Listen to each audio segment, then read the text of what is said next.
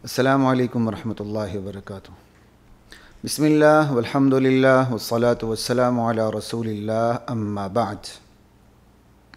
फ़अऊज़ु बिल्लाहि मिनश शैतानिर रजीम। बिस्मिल्लाहिर रहमानिर रहीम। वलिकुल्लि उम्मतिन जअलना मनसकन लियज़कुरु स्मल्लाहि अला मा रज़क़हुम मिन बहीमतिल अनआम फ़इलाहुकुम इलाहुन वाहिदुन फ़लहु अस्लिमू वबश्शिरिल मुख़बितीन। ख़वातीन व हज़रात, ईद क़ुरबान बिल्कुल क़रीब आ लगी है। कल 9 ज़िलहज्जा है, हमारे पाकिस्तान के हिसाब से पीर का दिन है। आज पीर का दिन है, कल मंगल 9 ज़िलहज्जा और बुध के दिन इंशाअल्लाह ईद क़ुरबान होगी। इसी हवाले से कुछ क़ुरबानी के मसाइल आपके सामने रखने हैं। अल्लाह की ज़ात मुझे, आपको, हम सबको दीन की सही समझ की तौफ़ीक़ अता फ़रमाए, उस पर अमल की तौफ़ीक़ अता फ़रमाए और इस दीन के इबलाग की मुझे और आपको, हम सबको तौफ़ीक़ अता फ़रमाए। चूँकि ईद के अंदर सबसे बड़ा जो अमल है, जो अल्लाह को सबसे ज़्यादा महबूब अमल है, वो क़ुरबानी है, जानवर का खून बहाना है। हदीस नबवी है कि नबी करीम सल्लल्लाहु अलैहि वसल्लम इरशाद फरमाते हैं कि क़ुरबानी के दिन अल्लाह को अपने बंदे का जो सबसे ज़्यादा अमल महबूब लगता है, पसंदीदा लगता है, वो है इहराक़ुद्दम, जानवर के खून को बहाना। और जानवर का खून बहते हुए ज़मीन पर गिरता नहीं, उससे पहले अल्लाह के यहाँ वो मकबूलियत का दर्जा पा लेता है। इस हवाले से क़ुरबानी पर बात होगी। क़ुरबानी की हम सूरत पे बात करेंगे, क़ुरबानी की हकीकत पर बात करेंगे, उसकी रूह पर बात करेंगे इंशाअल्लाह, क़ुरबानी की हिकमत पर बात करेंगे इंशाअल्लाह, क़ुरबानी की इल्लत पर बात करेंगे इंशाअल्लाह, क़ुरबानी की तारीख़ पर बात करेंगे इंशाअल्लाह।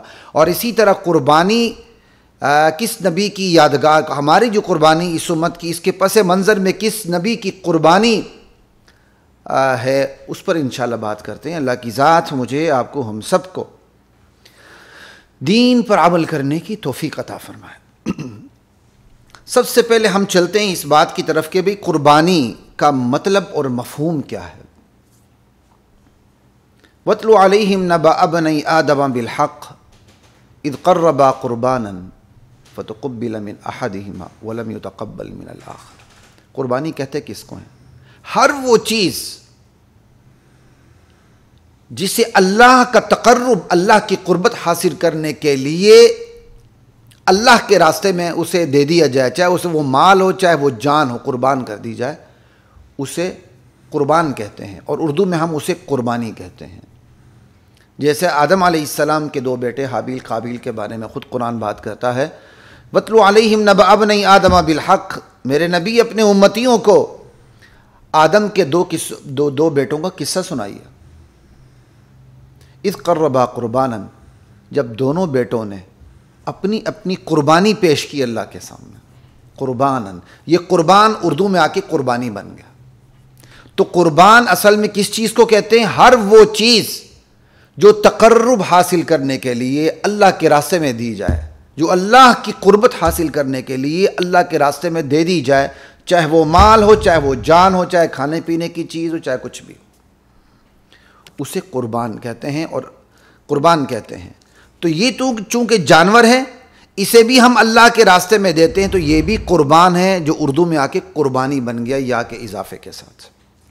ये है कुर्बानी का मतलब और मफ़हूम, जिसके अंदर खालिस ये बात है कि अल्लाह के नाम पे दी जाए, बस किसी और के नाम पे ना दी जाए, वरना तो वो शिर्क हो जाएगा।